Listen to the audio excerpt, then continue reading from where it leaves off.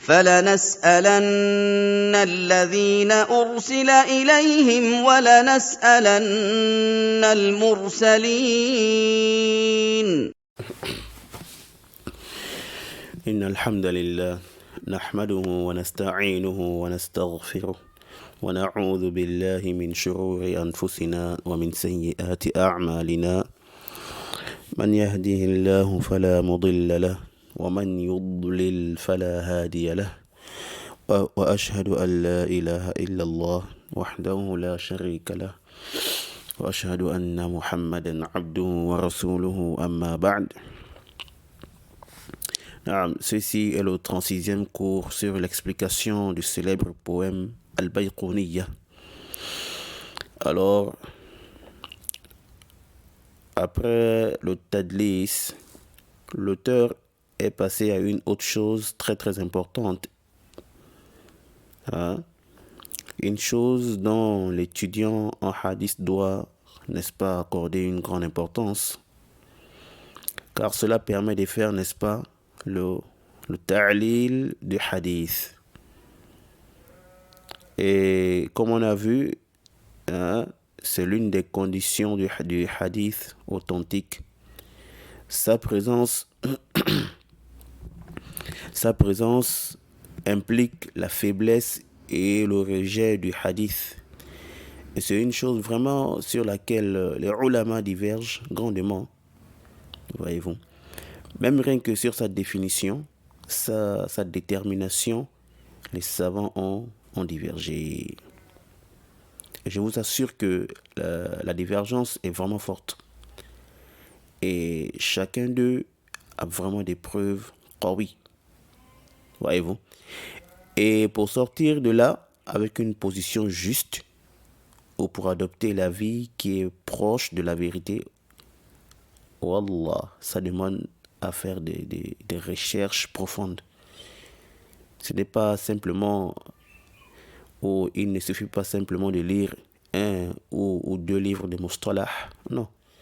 Il faut lire plusieurs livres de mustalah et même retourner dans les livres de ilal pour faire, n'est-ce pas, le tatabbu' des nuqad des hadiths, lire les propos des grands muhaqqiqoun, des hadiths parmi les contemporains aussi, voyez-vous.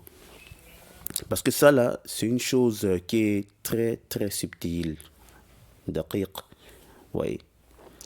Au point où Al-Hakim rahmatullahi ta'ala alayhi, il voit que le shadh est plus daqiq que le mu'all, voyez-vous. Et bien que ce genre soit de la catégorie des hadiths rejetés, mais il ne concerne pas que le hadith des narrateurs faibles, ou que les hadiths des narrateurs faibles. Et d'ailleurs, d'autres l'ont restreint, n'est-ce pas, rien qu'au hadith des narrateurs acceptés, le crédible, le digne de confiance, le thiqa et le saduq, voyez-vous. Donc vous voyez que ce n'est pas une chose légère, une chose qu'on reconnaît facilement, voyez-vous. Car lorsque tu vois la chaîne de transmission, tu es content. Parce que quoi? Tous sont des narrateurs acceptés. Les thiqat, soit c'est des narrateurs thiqa, soit c'est des narrateurs saduq. Vous voyez. Mais alors qu'il y a un problème là qui est caché, que tu ne vois pas, mais que les gens des ilal et les nuqad ont vu. Pourquoi? À cause de leur grande connaissance de cette science et de ces narrateurs. Ala kulli hal, je ne suis pas en train de vous faire peur. Non, c'est pas le but. Mais c'est pour vous montrer quoi? Vous montrer l'importance de ce mabhath. Naam. Et vous encourager à pousser la recherche plus loin. Naam, à pousser la recherche plus loin. Car vous savez que notre condition dans cette explication ne nous permet pas de tout mentionner. Voyez-vous. de rentrer dans les profondeurs. Ici, on essaie de vous simplifier les choses, vous rapprocher l'image de la chose, à se résumer à l'essentiel, voyez-vous. Au point où le débutant dans cette science a quand même une bonne connaissance dans ce domaine. Naam. Et s'il a bien compris ce qu'on a dit ici, s'il comprend très bien ce qu'on a dit ici, alors cela lui permettra de voler tout seul. Et naam. Et de retourner vers les livres des savants. Et lorsqu'il va lire les livres des ulama, il comprendra sans problème. Voyez-vous. C'est vrai qu'il va voir, il pourra rencontrer des choses ou bien voir des choses, n'est-ce pas, qu'on n'a pas vu ici ou qu'on n'a pas mentionné. Voyez-vous. Mais il va comprendre, Inch'Allah Ta'ala, le sujet. Voyez-vous. Et le but, c'est ça, ya ikhwan. Le but, c'est ça. C'est que chacun d'entre nous puisse se retourner vers les savants. Nous ne sommes que des étudiants en sciences. Et naam, nous ne faisons que vous rapprocher les propos du ulama. On n'invente pas des choses de nos têtes. Mais on prend les propos des ulama dans leurs livres, on écoute deux.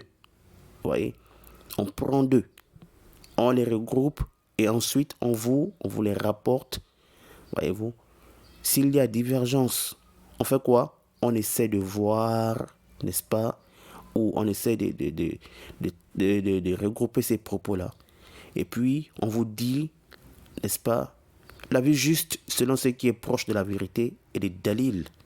Voyez-vous, d'où vient l'importance du fait que l'étudiant en sciences ne doit pas se limiter à un seul cheikh. Et ça c'est très important. Voyez-vous, l'étudiant en sciences ne doit pas se limiter à un seul cheikh. Il doit prendre de plusieurs mashaykh. Et qui sont bien sûr sur quoi? Sur le minhaj, voyez-vous, qui sont sur le minhaj. Parce que l'autre savant peut avoir ce que ton cheikh n'a pas. Il peut connaître ce que ton cheikh a ignoré. Les savants se complètent. Celui-là peut être mutamakkin dans le hadith, l'autre est mutamakkin dans le usul, l'autre dans la aqida, l'autre dans le fiqh, et j'en passe. Oui.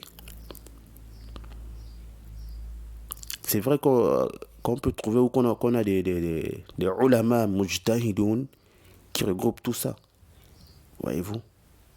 Mais tu peux trouver, n'est-ce pas, un autre savant ou un autre alim inférieur à lui, yani en science, mais qui est peut-être plus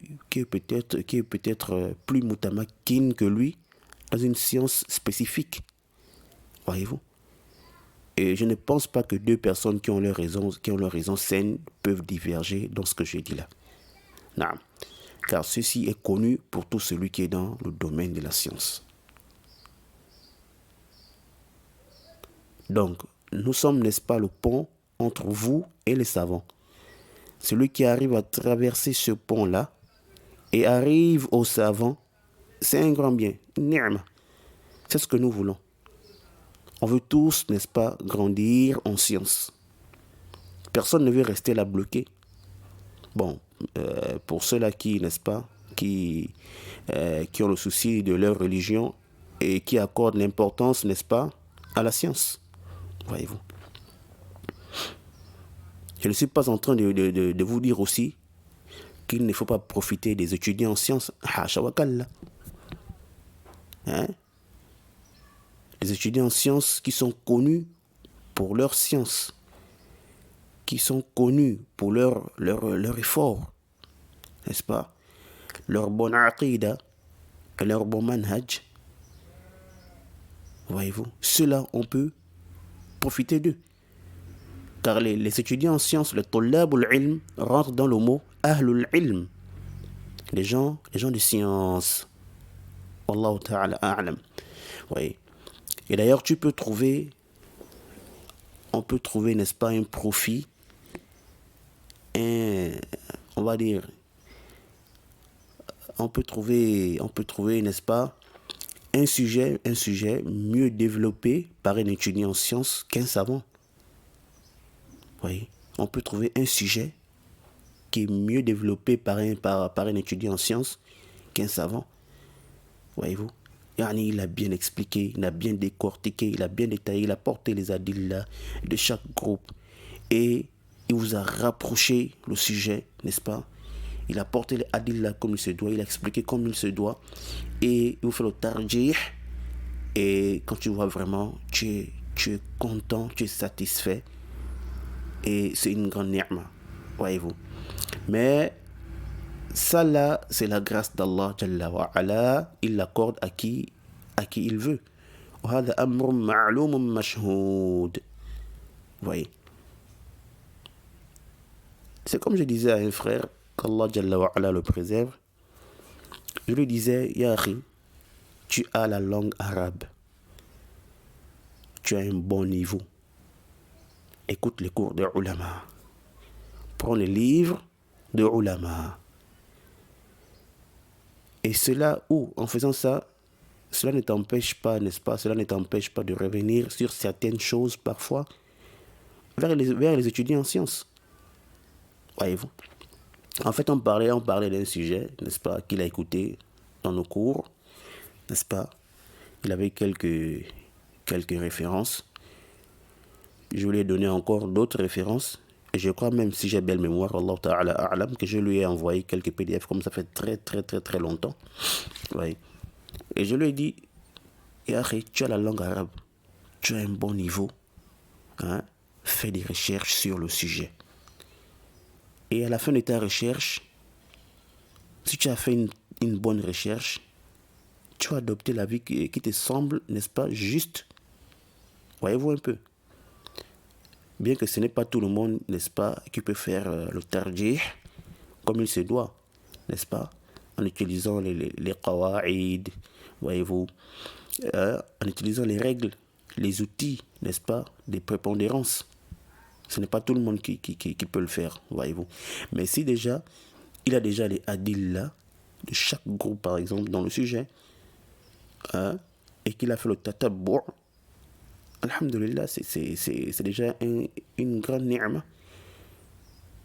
Et après, il peut se rapprocher d'un alim ou d'un étudiant en sciences qui va l'aider dans ce sens, voyez-vous.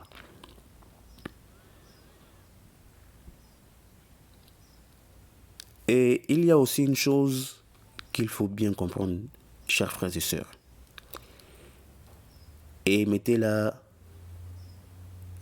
entre vos yeux. C'est quoi? C'est que la vie que moi j'adopte ou que je choisis, vous n'êtes pas obligé d'adopter cet avis. Et non. Vous n'êtes pas obligé d'adopter cet avis. Hein? Si vous êtes du même avis que moi, pas à cause de moi, mais à cause du dalil, n'est-ce pas? À cause des preuves, fabiha wa ni'mat. C'est bien. Mais si vous êtes convaincu par le dalil de l'autre avis, alors il vous est obligatoire d'adopter l'avis, n'est-ce pas, que vous voyez qui est proche de la vérité. I'nam. Ça là, c'est obligatoire pour vous. C'est quoi? Obligatoire pour vous. Ce n'est pas parce que je suis votre frère, votre ami ou quoi, que vous allez forcément partager quoi, les mêmes avis que moi. Hasha wa kalla. Mais nous tous, nous devons faire quoi? Nous devons, n'est-ce pas, suivre les preuves. C'est ainsi que nos ulama nous ont éduqués. Eh bien, avant ça, Allah Jalla wa Ala nous dit quoi dans le Coran? فَإِن تَنَازَعْتُمْ فِي شَيْءٍ فَرُدُّوهُ إِلَى اللَّهِ وَالرَّسُولِ. Ça veut dire quoi? Qu'on doit revenir, n'est-ce pas, aux preuves. On doit se cramponner aux preuves. Voyez-vous. Et c'est la même chose que nous disons aussi aux frères et aux sœurs qui nous écoutent. Voyez-vous. Tenez-vous fermement, n'est-ce pas, aux preuves. Cramponnez-vous aux preuves. Et là. Bref, on ne va pas tirer en longueur. C'était juste un petit rappel. Hein. Comme on a eu l'occasion. Alhamdulillah. Alors, revenons sur le but de ce cours. Nous sommes avec le hadith shadh, le hadith marginal. طيب. Que veut dire le mot shadh en langue arabe? Ce mot vient de shadha, yashidhu, ou yashudhu, shudhudan, ay infarada, ou infarada anil jama'a, ou l'infirad, ou al-khuruju anil qa'ida.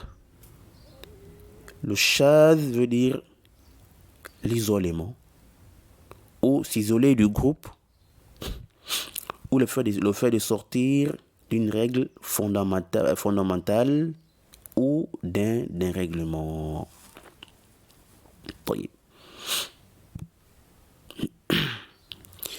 Ashadh, chez les gens du hadith, veut dire quoi? Comme on a signalé au début, n'est-ce pas, de ce cours, que les ulama divergent sur sa définition.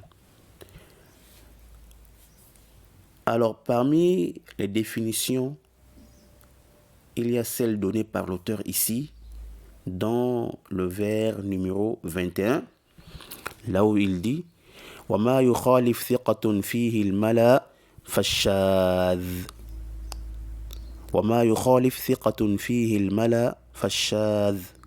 L'auteur dit quoi? Et ce dont le narrateur crédible contredit les notables, c'est bien le récit marginal. واضح. طيب, ici d'abord, le mot al-mala, ça désigne le groupe. Et ça désigne aussi un groupe de personnes notables. Et donc, le groupe de personnes notables ici qui est visé spécifiquement dans la science des hadiths, c'est qui? Ce sont les narrateurs crédibles ou dignes de confiance. Les huffaz al-mutqinin, les huffaz al-hadith. Voyez-vous, les grands mémorisateurs du hadith. Et ce qui est visé par thiqa ici, c'est le narrateur maqboul, le narrateur accepté. Le thiqa ou le saduq, celui qui est crédible ou celui qui est digne de confiance. Alors, normalement, l'auteur devait dire quoi? Maqboul à la place de thiqa. Voyez-vous? Parce que lorsqu'on dit le narrateur maqboul, le narrateur accepté, cela est plus général. Ça englobe quoi? Le thiqa et le saduq. Voyez-vous? Alors, quel est donc le sens du vers de l'auteur ici? Le sens, c'est quoi? C'est que le récit dans lequel un narrateur accepté contredit un groupe de notables qui sont mieux que lui, soit en quantité ou en nombre, soit au niveau de la mémorisation, soit au niveau de la crédibilité. C'est clair. Voilà pourquoi Al-Hafidh Ibn Hajar rahimahullah ta'ala dans Al-Nuzha, dans le Nuzha à la page 138, il a dit quoi? Al-Shadh ma rawahu al-maqboul mukhalifan liman huwa awla min. Ma rawahu al-maqboul mukhalifan liman huwa awla minhu. Ibn Hajar dit quoi? Rahimahullah. Il est le shadh, le récit marginal, c'est celui qui est rapporté par le narrateur crédible, dans lequel il contredit celui qui est meilleur que lui. Voyez-vous. Donc ici, le awlawiyya, hein, ce que le narrateur a accepté, a contredit, hein, ceux qui sont contredits ici, ils peuvent être meilleurs que lui en nombre. Il a contredit plusieurs narrateurs qui sont plus crédibles que lui, ou qui sont, n'est-ce pas, plus mémorisateurs que lui, ou qui ont plus de maîtrise que lui, ouais, ou plusieurs personnes qui sont au même niveau que lui. Mais lui, il est le seul qui le rapporte d'une façon. Alors que les autres, 3, 4, 5 ou plusieurs narrateurs le rapportent, n'est-ce pas, ou l'ont rapporté d'une autre manière. Que le awlawiyya aussi, peut-être aussi, n'est-ce pas, peut-être une autre personne. Par exemple, les deux sont des étudiants d'un même cheikh. Les deux rapportent le même hadith venant, ou bien qu'ils ont pris du même cheikh. Mais lui, il va contredire l'autre en ajoutant, n'est-ce pas, une chose que l'autre n'a pas ajoutée dans son rapportage. Alors que l'autre là est plus crédible que lui. Ou l'autre a une capacité de mémorisation, n'est-ce pas, plus forte, n'est-ce pas, que la sienne. Voyez. J'espère que c'est clair. Alors, qu'est-ce qu'on remarque dans la définition du shadh selon Ibn Hajar et Al-Bayquni, rahimahumallah? Bon, il faut dire qu'Ibn Hajar a pris sa définition, n'est-ce pas, de celle de Shafi'i, rahimahullah, avant lui. Voyez-vous. Car l'imam Shafi'i, rahimahullah, il a défini en disant, il dit, ليس الشاذ من الحديث أن يروي الثقة حديثا لم يرويه غيره. ليس الشاذ من الحديث أن يروي الثقة حديثا لم يرويه غيره. إنما الشاذ أن يروي الثقة يخالف ما روى الناس. L'imam Shafi'i dit quoi? Il dit le récit marginal n'est pas le fait que le narrateur crédible rapporte un récit que personne d'autre n'a rapporté.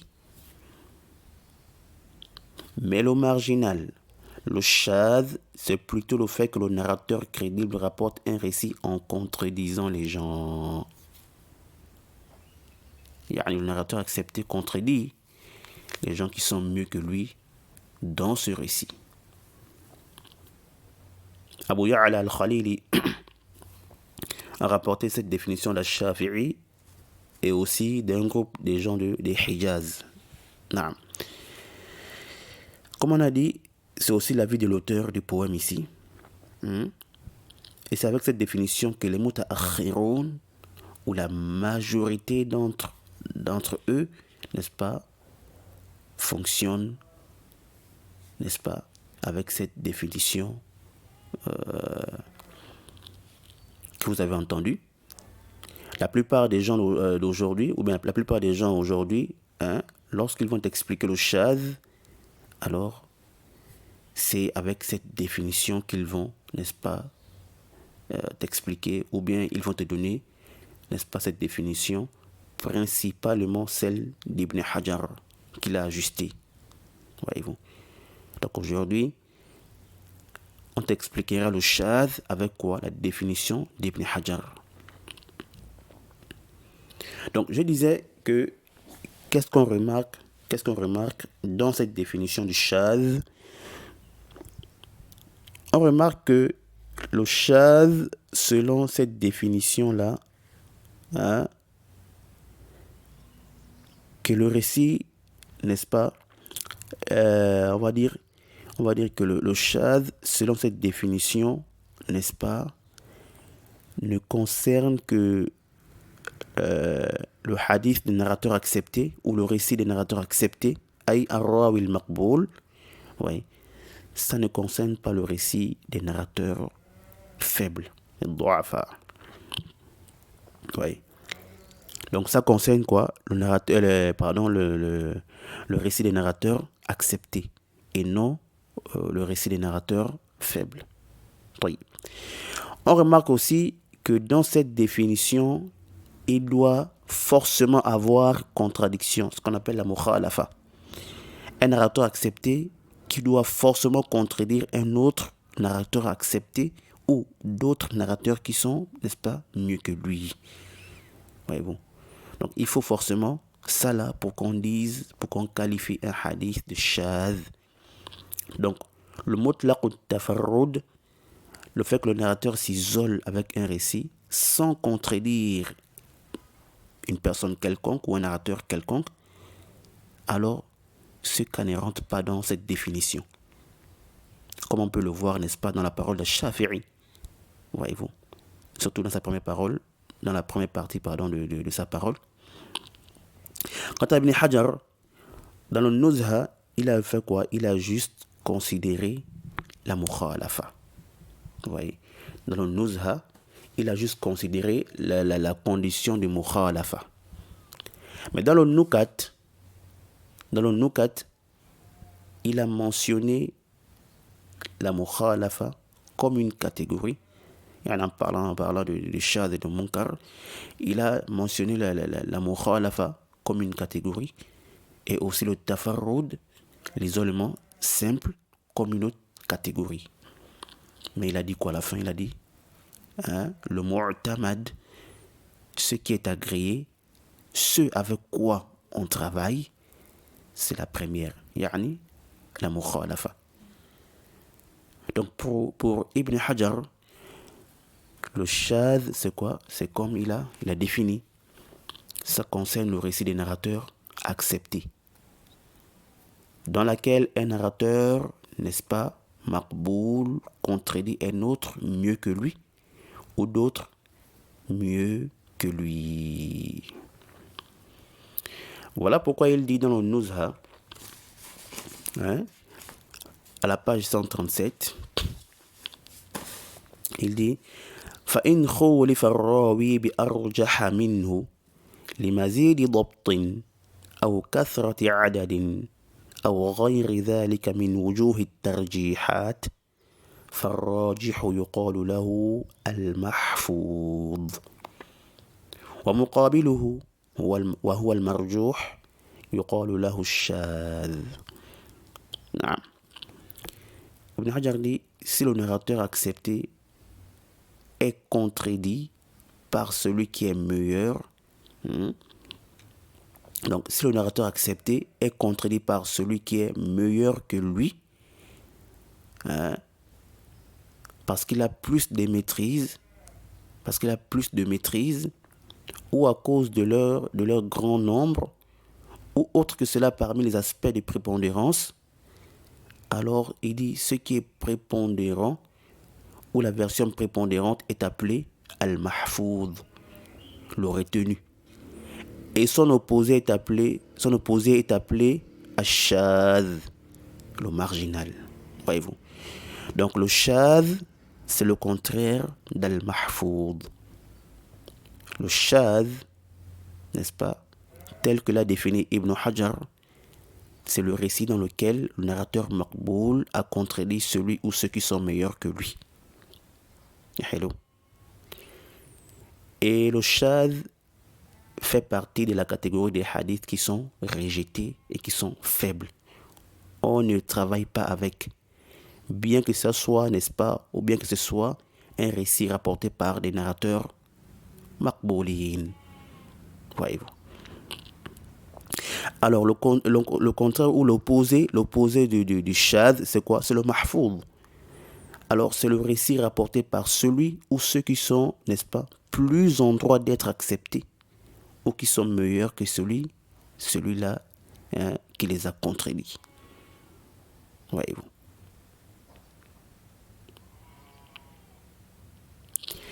Ensuite, sachez que le shadh ou le shuzuz peut être dans la chaîne de transmission, comme il peut être aussi dans le matn, comme il peut être dans les deux à la fois, aïe, le sanad et le matn.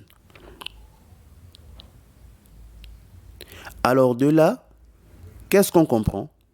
On comprend que le shuzuz dans la chaîne n'implique pas le shuzuz dans le matn, et vice versa. واضح.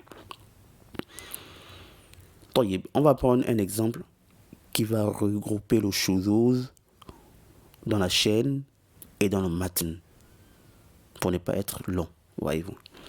Yani, on va prendre un exemple dans la chaîne, ou au lieu de prendre un exemple dans la chaîne, ensuite prendre un autre pour le matn, ensuite prendre un troisième qui regroupe les deux cas. Vous voyez que c'est long, voyez-vous. Donc on va se contenter de prendre un exemple qui regroupe directement les deux cas. C'est clair. Et après, celui qui veut aussi, qui retourne dans les livres de Mustalah, il va voir plus d'exemples. Naam. Alors, nous avons le hadith rapporté par les Ashab Sunan al-Arba'a, les 4 auteurs de Sunan, Aïe Abu Daoud, At-Tirmidhi, An-Nasa'i et Ibn Majah. Dans leur Sunan, chez Abu Daoud, c'est le numéro 19. Chez At-Tirmidhi, c'est le numéro 1746. Chez An-Nasa'i, c'est le numéro 5213. Et le numéro 303 chez Ibn Majah. Le hadith de Hammam ibn Yahya, d'après Ibn Jurayj, d'après Az-Zuhri, d'après Anas, radiyallahu ta'ala anhu, qui a dit: كان النبي صلى الله عليه وسلم إذا دخل الخلاء وضع خاتمه. Alors ici Anas dit quoi? Il dit que le prophète alayhi salatu wassalam enlevait sa bague lorsqu'il voulait rentrer au besoin. Yani dans la douche ou à un endroit là où il voulait faire ses besoins. Voyez.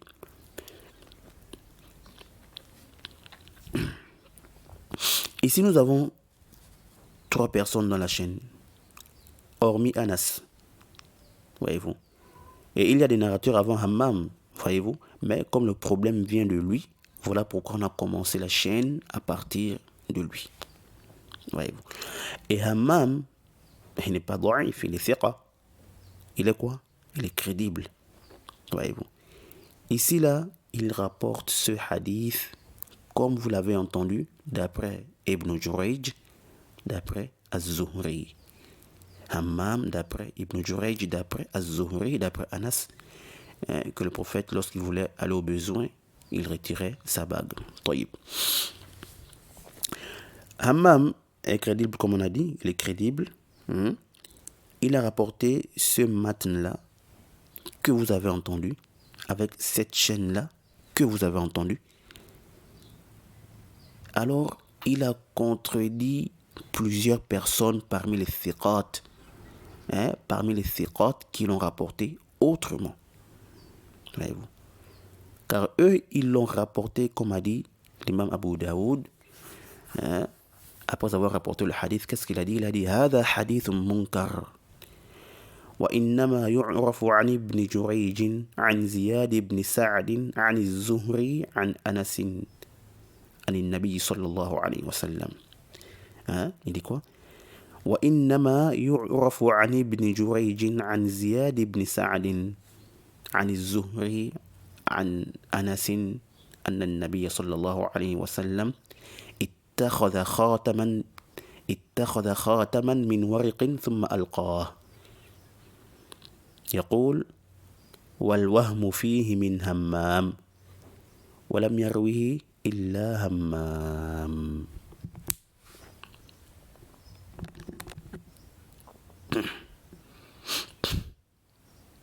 Soyez attentifs, s'il vous plaît. Abu Daoud dit quoi? Il dit ceci est un hadith munkar. Écoutez bien et retenez bien ce que dit Abu Daoud. Ceci est un récit munkar, réprouvé.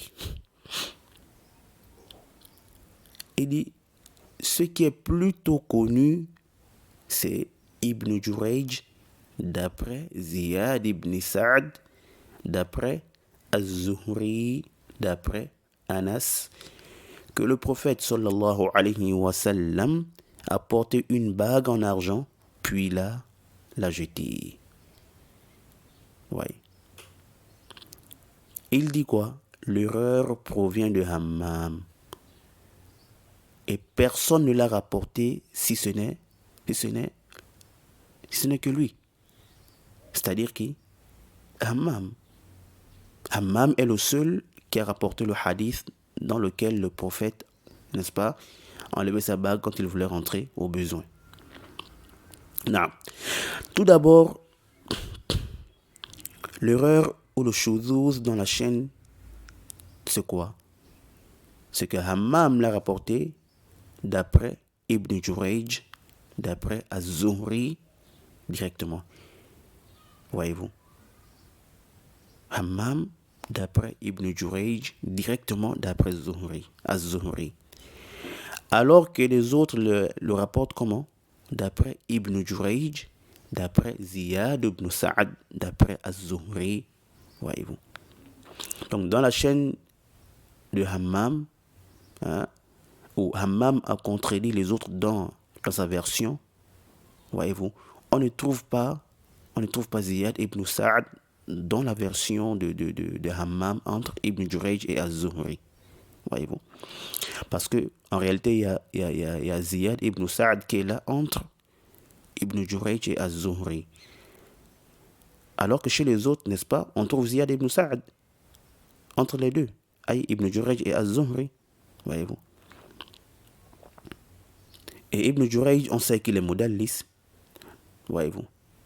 Mais que c'est Ibn Jurayj, ou que ce soit Ibn Jurayj ou Hammam qui a enlevé Ibn Jurayj, qui a enlevé Ziyad, qui a enlevé Ziyad ibn Sa'ad. Al-Muhim ici là, donc je disais que ce soit Ibn Jurayj ou Hammam qui a enlevé, n'est-ce pas, qui a enlevé Ziyad. Al-Muhim ici dans la chaîne de Hammam, on ne trouve pas Ziyad. Ziyad ibn Sa'ad n'y figure pas. Or, chez les autres, on trouve quoi? On trouve Ziyad. Voyez-vous? Donc, au niveau de la chaîne, Hammam a contredit où? À ce niveau-là. Voyez. Maintenant, dans le matn, les autres ont rapporté que le prophète a porté une bague en argent. Contrairement à Hammam, qui a rapporté que le prophète enlevait sa bague lorsqu'il voulait aller au besoin. Voyez-vous? Donc, il les a contredits dans le matn, comme aussi dans la chaîne de transmission. C'est clair? Donc, min bab al-fa'ida, ici là, c'est parce que son nom était écrit, n'est-ce pas, sur sa bague. Non. Excusez-moi. Alors, l'imam Abu Daoud, après qu'il ait rapporté le hadith, il a qualifié ce hadith de quoi? De munkar, comme vous l'avez entendu. Et l'imam Nasa'i, il a dit ghayr mahfoud. Oui. Yani, ce n'est pas ce qui est retenu. Ça veut dire quoi? Que le récit, il est shadh, et que le mahfoud, c'est, n'est-ce pas, la version d'Al-Jama'a, et non celle de Hammam. Voyez-vous? Et comme on a vu que le shadh, c'est quoi? C'est le posé d'Al-Mahfoud. Et Ibn Hajar a dit aussi que le hadith de Hammam est shadh. Oui. Donc la définition d'Ibn Hajar et ceux qui sont partis dans sa position s'appliquent ici. On a Hammam qui est thiqa, qui a contredit plusieurs autres thiqat. Voyez-vous? Comme on a vu, selon cet avis-là, le shadh concerne uniquement la contradiction qui provient des narrateurs acceptés. Yani, selon cette définition qui est répandue aujourd'hui, qui est connue, pour que le hadith ait dit shadh, il faut que celui qui contredit soit un narrateur accepté et non un narrateur faible. C'est clair, n'est-ce pas? Alors, selon cet avis-là, il y a une différence entre le shadh qu'on vient de voir et entre le munkar qu'on verra incha'Allah ta'ala. C'est en cela qu'a dit Ibn Hajar dans le Nuzha à la page 144. Il dit وعرف بهذا أن بين الشاذ والمنكر عموما وخصوصا من وجه لأن بينهما اجتماعا في اشتراط المخالفة وافتراقا في أن الشاذ رواية ثقة أو صدوق والمنكر رواية ضعيف وقد غفل من سوى بينهما والله تعالى أعلم. Ibn Hajar rahimahullah, il dit après qu'il a expliqué le shadh et son opposé al-mahfouz et après qu'il a apporté des exemples, il a dit et par cela on a su qu'il y a des généralités. On a su quoi? Qu'il y a des généralités et des spécificités entre le shadh et le munkar. Car les deux se rejoignent au niveau de la condition de la contradiction. Voyez-vous? Yani dans le shadh et le munkar, il faut qu'il y ait contradiction, al-mukhalafa. Il faut que le narrateur contredise d'autres personnes. Il faut que le narrateur, n'est-ce pas, contredise d'autres personnes. Mais quels sont les critères de ce narrateur-là qui contredit les autres? Il dit, il se sépare ou diffère à ce niveau. Car le shadh, c'est le rapportage, ou si vous voulez, c'est la contradiction du narrateur crédible ou digne de confiance. Thiqa ou saduq. Voyez-vous. Et le munkar, c'est le rapportage ou la contradiction du narrateur faible. C'est clair. Donc ici, dans le shadh et le munkar, le narrateur rapporte, n'est-ce pas, en contredisant ceux qui sont mieux qu'eux dans le rapportage. Voici le point commun entre les deux. Le point de divergence, c'est quoi? C'est que dans le shadh, il faut que ça soit un narrateur thiqa ou un narrateur saduq qui contredit celui qui est quoi? Celui ou ceux-là qui sont mieux que lui. Alors que dans le munkar, c'est un narrateur faible qui va, n'est-ce pas, contredire celui ou ceux qui sont meilleurs que lui dans le rapportage. C'est clair. Voyez-vous le point de convergence et le point de différence entre les deux? Voyez-vous? Et Al-Hafidh, à la fin de ses propos, il dit quoi? Il a dit, a été distrait celui qui les a mis au même niveau et Allah en sait mieux. A été distrait celui qui les a mis au même niveau et Allah en sait mieux. Pourquoi Ibn Hajar a dit cela? C'est parce qu'il y a certains gens de science qui ne font pas la différence entre le shadh et le munkar. Non. Ils utilisent l'un pour désigner l'autre. Et ça, c'est l'avis d'Al-Hafidh ibn Salah, An-Nawawi et bien d'autres. Et lorsque vous prenez les livres des Ilal, lorsque tu prends les livres des Ilal et que tu regardes les propos des anciens, voyez-vous, tu te rends compte qu'ils ne font pas la différence entre les deux. Non. Sauf qu'ils utilisaient plus le mot munkar pour dire quoi? Que le hadith est shadh ou qu'il est munkar, ou pour qualifier, n'est-ce pas, le récit dans lequel le rapporteur s'est isolé avec. Yani pour dire que ce tafarrud-là ou cet isolement est une erreur. Voyez-vous. Donc ils employaient plus le mot munkar concernant le hadith dont le narrateur a contredit les autres, que ce narrateur soit thiqa, saduq ou da'if, qu'il ait contredit ou qu'il s'est simplement isolé avec un rapportage. Voyez-vous. Et il ne faut pas comprendre de ça aussi qu'il s'agit de tout isolement. Non, non. Ça veut dire quoi? C'est-à-dire que le narrateur peut être crédible à la base. Hello. Mais sauf qu'il n'est pas de la catégorie des huffaz al-mutqinin, hein, ou des narrateurs spécifiques d'un cheikh qui peuvent s'isoler avec un récit, hein, ou dont on accepte leur isolement, voyez-vous. Ou encore, il peut être le genre de narrateur dont on accepte leur isolement, sauf que ce genre de rapportage spécifique, lui, il ne peut pas s'isoler avec. Voyez-vous. Il ne peut pas être le seul qui le rapporte. Voyez-vous. Parce qu'il n'a pas atteint, n'est-ce pas, ce niveau-là. Des huffaz, des grands mémorisateurs. Voyez-vous. Ou il n'est pas de la première catégorie des étudiants d'un cheikh spécifique. Voyez-vous.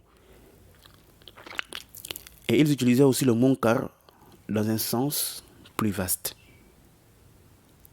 Alors, voyez-vous que la définition d'Ibn Hajar et ceux qui sont partis dans l'autre position, hein, et on va mentionner, Inch'Allah ta'ala, leur définition. Non.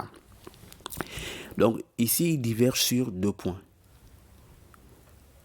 La définition, on va dire, Ibn Hajar et ceux qui sont partis dans la position d'Ibn Hajar, et ceux qui sont à l'opposé de la définition d'Ibn Hajar, ils divergent sur 2 points. Le premier point, c'est que la définition d'Ibn Hajar restreint le shadh au rapportage du narrateur accepté, le thiqa ou le saduq. Alors que l'autre groupe dit quoi? Que le shadh renferme aussi le rapportage du narrateur qui n'est pas accepté. Ou ça renferme aussi le rapportage des narrateurs qui ne sont pas acceptés. Donc ça peut être un narrateur maqboul ou un narrateur faible.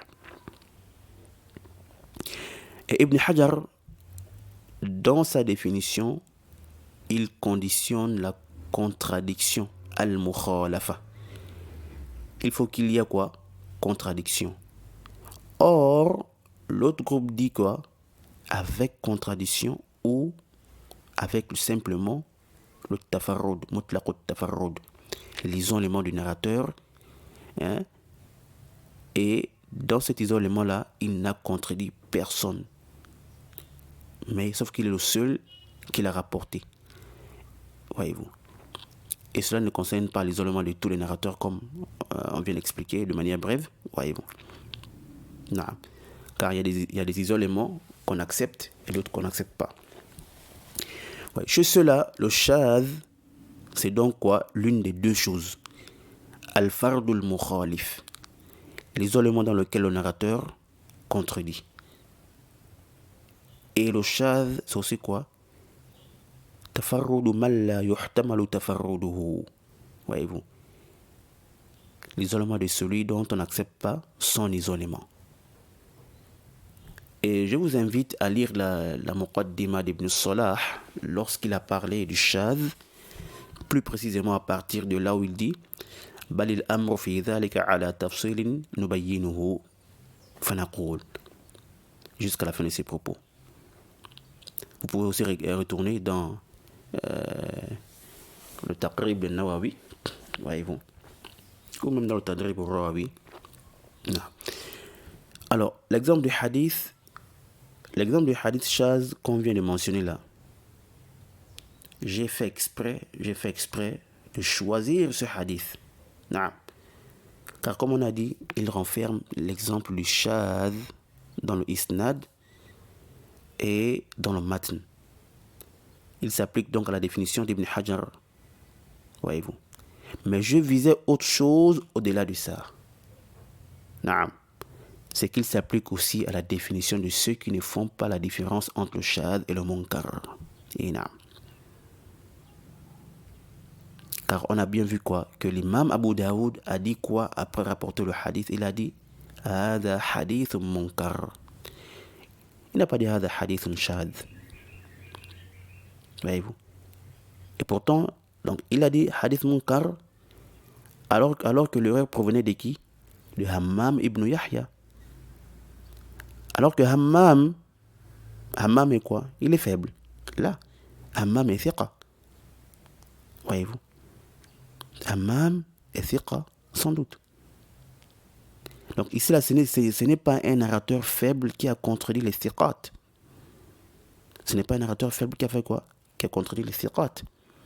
Pour qu'on dise munkar, comme a dit Abu Daoud. Voyez-vous? Mais c'est plutôt un narrateur crédible qui a contredit les autres. Voyez-vous? Mais l'imam Abu Daoud, malgré ça, a dit quoi? Il a dit munkar. Voyez-vous? Il a dit quoi? Il a dit munkar. Et nous avons plusieurs ahadiths, n'est-ce pas? Comme ça. Dans lesquels on dit munkar, alors que tous sont les rapporteurs acceptés.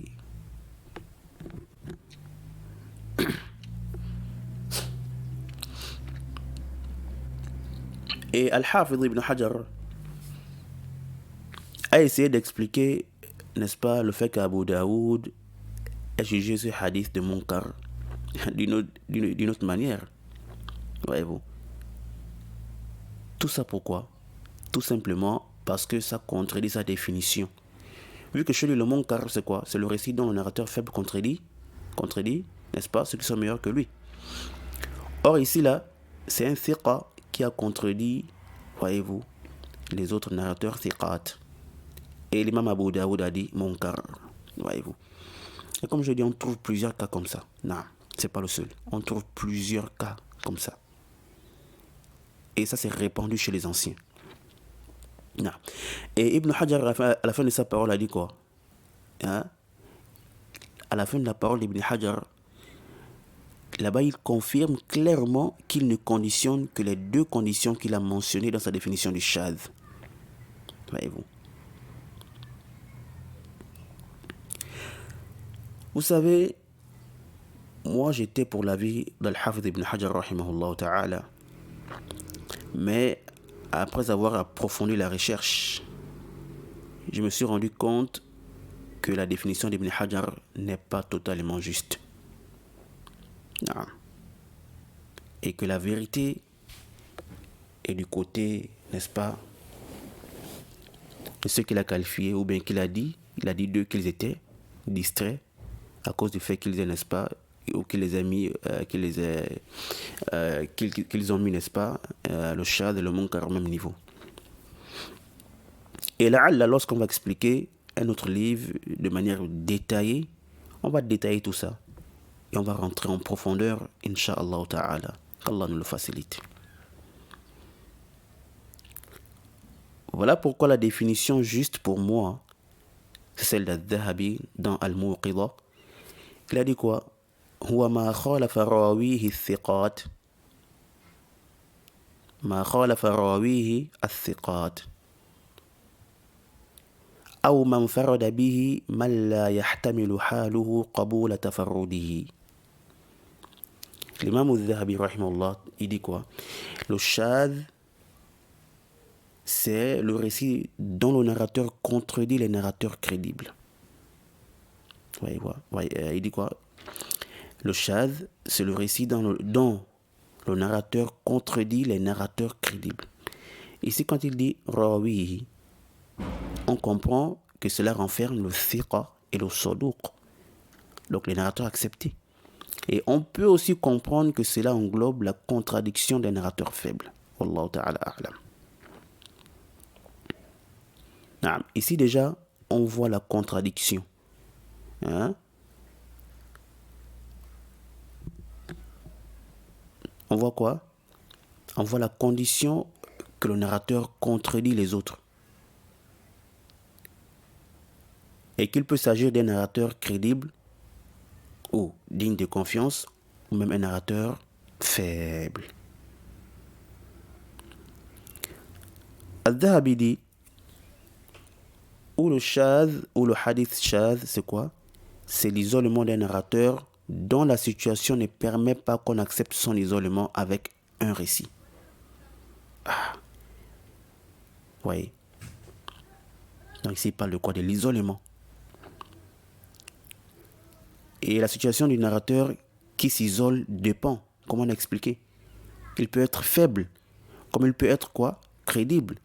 Mais il n'a pas atteint le degré de ceux dont on accepte leur isolement. Ou ça peut être, n'est-ce pas, dans des cas particuliers. Wallahu ta'ala a'lam. Non. Et l'Al al-Dhahabi a tiré sa définition là de ceux qui l'ont précédé, tels que Al-Shafi'i, Al-Hakim, Al-Khalili. Voyez-vous. Et il a peut-être profité aussi du Tafsil d'Ibn Salah, n'est-ce pas? Et les Kutub des Ilal, n'est-ce pas? Les Kutub des Ilal, et les Su'alat et autres. Non.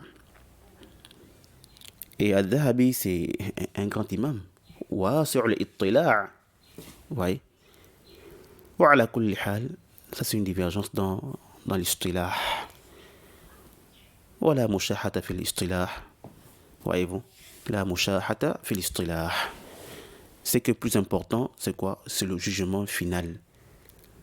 On travaille avec le hadith, oui ou non? Voyez-vous? Et comme vous le savez, le shadh fait partie de la catégorie des hadiths faibles et rejetés. Et c'est l'une des conditions du récit authentique. Parmi les choses qui ne doivent pas figurer dans le hadith, sinon il est rejeté. Et comme on a dit, le mot shadh est vraiment rare chez les anciens. Par contre, ils employaient plus le mot munkar, wahm, ou khata et autres. Non. On a fini avec le shadh. Wabillahi tawfiq. Sur ce, on s'arrête là pour ce cours-là. Et le dars prochain, bi'idnillahi tabaraka wa ta'ala, on passe à la catégorie des hadiths ou dans un istilah, un nouveau istilah, un nouvel istilah. Non. وصلى الله وسلم على عبده الكريم محمد بن عبد الله وعلى آله وصحبه وسلم وسبحانك اللهم وبحمدك أشهد أن لا إله إلا أنت أستغفرك وأتوب إليك والسلام عليكم ورحمة الله وبركاته.